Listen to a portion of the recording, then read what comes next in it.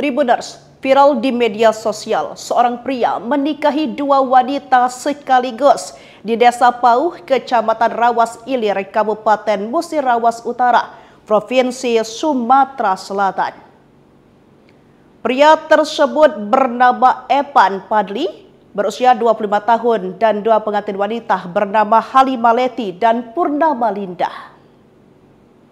Bukan tanpa alasan, Evan menikahi dua wanita sekaligus karena enggan meninggalkan sang kekasih, namun kepincut wanita lain.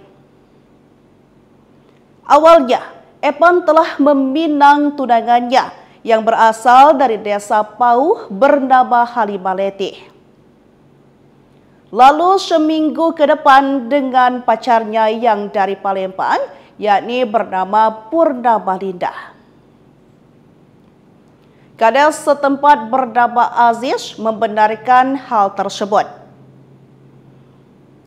Kades pun menjelaskan awalnya Evan yang baru tamat sekolah sudah memiliki tunangan di Desa Pauh 1, yakni Halimah Leti.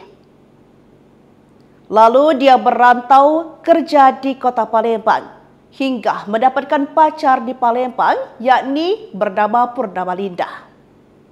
Aziz pun mengatakan bahwa ketiga keluarga setuju melangsungkan akad pernikahan tanpa ada paksaan.